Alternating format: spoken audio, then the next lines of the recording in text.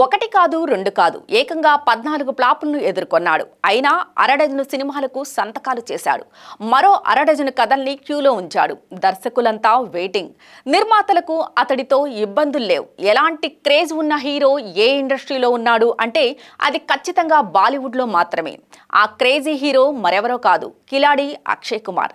తనను అన్ని విధాలా అణగదొక్కడానికి ఒక సెక్షన్ కుట్ర చేసిందని, మీడియాతో కలిసి దుష్ప్రచారం సాగిస్తోందని బహిరంగంగా ఆరోపించిన అక్షయ్ కుమార్ తాను ఫ్లాప్ అయితే సెలబ్రేట్ చేసుకునే వాళ్ళు ఉన్నారని తీవ్రంగా వ్యాఖ్యానించారు.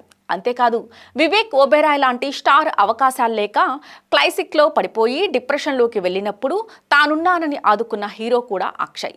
ఈ విషయాన్ని వివేక్ ఒబెరాయ్ స్వయంగా ఓ ఇంటర్వ్యూలో వెల్లడించారు. అదంతా అటుంచితే అక్షయ్ ఎంపికలు సరిగా లేవంటూ ఒక సెక్షన్ మీడియా ఒకటే ఊదురుగొడుతోంది.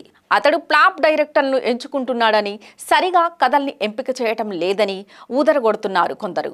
కానీ అతడు పఠాన్ లాంటి బ్లాక్ బస్టర్ హిట్ అందుకున్న దర్శక నిర్మాతతోనే పనిచేస్తున్నాడు.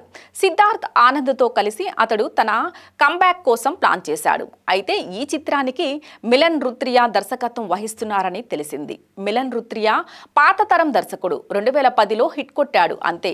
ఆ తరువాత బాద్షాఫు, తడప్ లాంటి ఫ్లాప్లు తీశాడు. అందువల్ల అతడిని ఎంపిక చేయడం సరికాదని అంతా విమర్శిస్తున్నారు. అయితే అక్షయ్తో దశాబ్దం క్రితమే once upon a time in Mumbai Dobaara అనే సినిమా తీశాడు మిలన్. అది యావరేజ్గా ఆడింది. అందువల్ల ఇలాంటి డైరెక్టర్తో సినిమా చేయడం సరికాదని వారిస్తున్నారు ఫ్యాన్స్. కానీ అక్షయ్ నమ్మకం అంతా సిద్ధార్థ్ ఆనంద్ పైనే.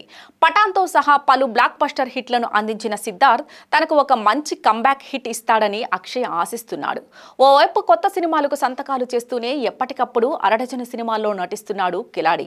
అక్షయ్ కుమార్ తదుపరి స్కై ఫోర్స్లో కనిపించనున్నారు.